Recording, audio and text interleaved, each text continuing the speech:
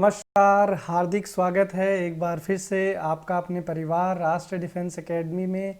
मैं मृगांक भारद्वाज एक बार फिर आपके सामने उपस्थित हो चुका हूं एडिटोरियल सेशन के साथ।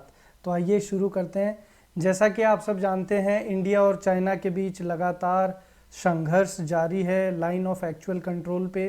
तो आज का जो आर्टिकल है उसी के ऊपर बेस्ड है। तो आइए सीखते हैं।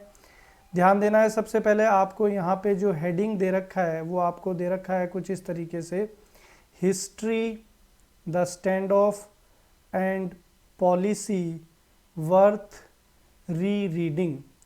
हिस्ट्री की बात करें तो आप सब जानते हैं हिस्ट्री को हम लोग हिंदी में क्या बोलते हैं, इतिहास बोलते हैं। तो इतिहास को यहाँ पे रिलेट इसलिए किया गया है कि इंडिया और चाइना जो एक हिस्ट्री शेयर करते हैं, भूतकाल में दोनों देशों के बीच क्या होता हुआ आया है। दी स्टैंड ऑफ का मतलब होता है किसी चीज़ को रोक देना, ठीक है, पुट ऑफ बोल सकते हैं। फ्रेजल वर्ब है, ठीक है, तो टू स्टॉप समथिंग।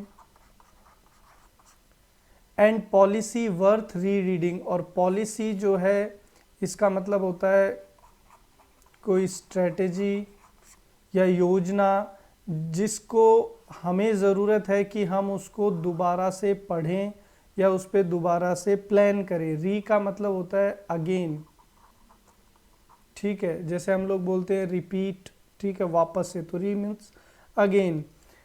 अब आगे ध्यान दीजिए, even as India grapples with its next steps at the LAC, जब भारत जो है वो लाइन ऑफ एक्चुअल कंट्रोल पे ग्रैपल कर रहा है। ग्रैपल जो है पार्ट्स ऑफ स्पीच में नाउन और वर्ब दोनों की तरह यूज़ होता है।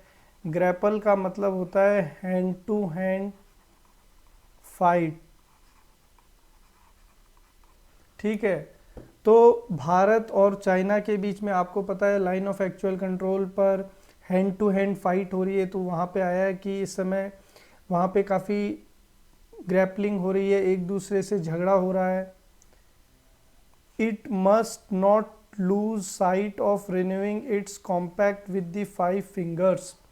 तो ये यहाँ पे इट जो है ये किसके लिए आया है, इंडिया के लिए आया है। इंडिया एक नॉन लिविंग सब्जेक्ट की तरह यूज़ किया जाता है, इसलिए यहाँ पे इसको एक नॉन लिविंग सब्जेक्ट के लिए यूज़ किया जाने वाला प्रोनाउन रिप्लेस कर रहा है। तो इट जो है वो नॉन लिविंग नाउन को रिप्लेस करता है, इसलिए हमने यहाँ पे क्या लगाया है, इट लगाया है। तो यहाँ पे भारत के लिए ज़रूरी है कि वो ना ध्यान अपना हटाए किससे, रिन्यू करने से, उसका जो भी करार था, जो भी उसका एक दृष्टिकोण था 5 फिंगर्स के साथ, ठीक है। अब ये 5 फिंगर्स क्या हैं, जैसे जैसे हम लोग आर्टिकल आगे पढ़ेंगे वैसे वैसे आपको समझ में आएगा। देखिए, मस्ट की अगर बात करता हूँ तो पार्ट्स ऑफ स्पीच में मॉडल है, और मस्ट हमेशा क्या चीज़ बताता है, स्ट्रॉन्ग पॉसिबिलिटी बताता है, यानी कि मजबूत संभावना। तो ये 5 फिंगर्स क्या है, इसको पढ़ते हैं आगे। देखिए, the deadly clashes at Galwan and the ongoing stand off between India and China on the ridges और fingers around the Pangong so are a metaphor for the wider conflict between the two countries। देखिए, deadly एक adjective की तरह use किया जाता है, ठीक है। क्लैशेज नाउन को यहाँ पे क्वालिफाई कर रहा है। डेडली का मतलब होता है मारक, इसके लिए आप एक सिनोनिम यूज़ कर सकते हैं lethal. You can also say dangerous. तो आपको पता है कि गलवान घाटी जो है वहाँ पे काफ़ी डेडली क्लैशेज मतलब खूनी संघर्ष हो रहा है, दोनों तरफ की सेनाओं के जवान शहीद हो रहे हैं। And the ongoing stand off between India and China on the ridges, और भारत और चाइना के बीच में वर्तमान में जो परिस्थितियां हैं और वर्तमान में जो झगड़ा हो रहा है वो कहाँ पे हो रहा है, रीजेज। रीजेज जो है हम लोग बोलते हैं रेंज ऑफ माउंटेन्स और हिल्स, ठीक है, छोटी छोटी पहाड़ियों या पहाड़ों का एक जो क्रमबद्ध कतार होती है उसको रिज बोलते हैं। तो भारत और चाइना का ये जो झगड़ा है वो उन छोटी छोटी पहाड़ियों पे हो रहा है। और fingers around the Pangong Tso are a metaphor for the wider conflict between the two countries. और आप बोल सकते हैं कि इस तरीके से ये एक हैंड है, this is your thumb, these are 4 fingers. तो ये वहाँ पे जो है 5 फिंगर्स को लेकर के झगड़ा। 5 फिंगर्स क्या हैं वो आगे आपको समझ में आएगा। कॉन्फ्लिक्ट हम लोग झगड़े को बोलते हैं, आप बोल सकते हैं मैटर, डिस्प्यूटेड, डिस्प्यूट आप बोल सकते हैं, क्वेरल आप बोल सकते हैं। तो काफ़ी एक बड़ा कॉन्फ्लिक्ट, बड़ा झगड़ा है वहाँ पे। मेटाफर का मीनिंग होता है to express in poetic way, ठीक है, कवि की तरह किसी चीज़ को तुलना करके बताना, किसी चीज़ को बढ़ा चढ़ा के बताना, उसको हम लोग मेटाफर बोलते हैं। जैसे हमने बोला चांद जैसी खूबसूरती, तो हमने ब्यूटी को कंपेयर कर दिया किससे, मून से, तो this is known as metaphor, ठीक है। लिटरेचर में काफ़ी इसका यूज़ किया जाता है। और all the areas that Chinese strategy refers to as the 5 fingers of the Tibetan palm.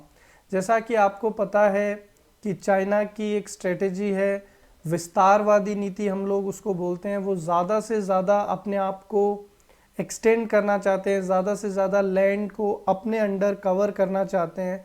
तो उसी स्ट्रेटजी के तहत वो तिब्बतन पाम, तिब्बत के आसपास का जो एरिया है उसको अपने अंडर में करना चाहता है, और ये उसकी 5 फिंगर स्ट्रेटजी है।